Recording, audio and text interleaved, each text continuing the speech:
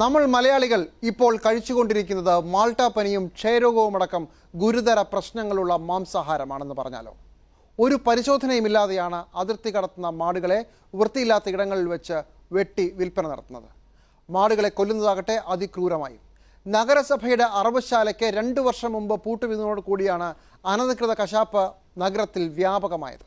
Asianet news അന്വേഷണം. വാഹനങ്ങളിൽ കുത്തിനിറച്ച് ഒരു പരിശോധനയുമില്ലാതെ അതിർത്തി കടത്തുന്ന അറവുമാടുകൾ. ഇവയുടെ കശാപ്പിന് കൃത്യമായ മാർഗനിർദ്ദേശങ്ങളുണ്ട്. എന്നാൽ ഇവിടെ നടക്കുന്നത് എന്തെന്ന് കാണുക. വഴിയരികിലോ പുരയിടങ്ങളിലോ വച്ച് കാലുവാരി നിലത്തടിച്ച് ജീവനോടെ വെട്ടിനുറുക്കുന്ന ക്രൂരത.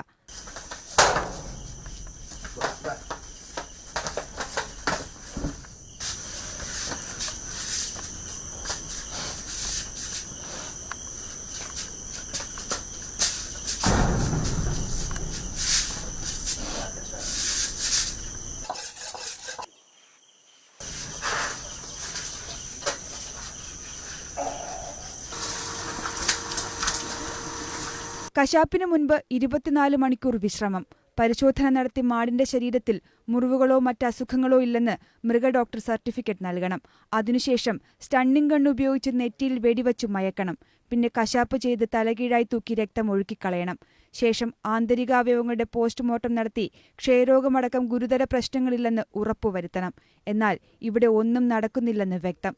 വിവിധതരം പരാതങ്ങൾ മൂലമുള്ള അസുഖങ്ങൾ ഉള്ള കാലികളും മറ്റു കോഴി എല്ലാം കേരളത്തിലോട്ട് കടന്നു വരുന്നുണ്ട്. നഗരത്തിന്റെ മുക്കിലും മൂലയിലും വരെ അനധികൃത കശാപ്പ്. ഇതിനു കാരണം നഗരസഭയുടെ കീഴിൽ പ്രവർത്തിച്ചിരുന്ന അറവുശാലയ്ക്ക് പൂട്ടുവീണതാണ്. മാലിന്യ സംസ്കരണത്തിന് സൗകര്യമില്ലാതായതോടെ മലിനീകരണ നിയന്ത്രണ ബോർഡിന്റെ നിർദ്ദേശപ്രകാരമാണ് അറവുശാല പൂട്ടിയത്. 1.5 കോടി ചെലവഴിച്ച് നിർമ്മിച്ച അറവുശാലയാണ് 2.5 വർഷമായി ഇങ്ങനെ പൂട്ടിക്കിടക്കുന്നത്. 22 കോടി രൂപ ചെലവിൽ നവീകരണ പദ്ധതി പേപ്പറിലുണ്ടെന്നാണ് മേയറുടെ വിശദീകരണം. എന്നാൽ അതുവരെ മലയാളി കഴിക്കേണ്ടത് ഏതുതരം മാംസമെന്ന് പറയും ഈ കശാപ്പുകാരൻ. പരിശോധന ഒന്നുമില്ല.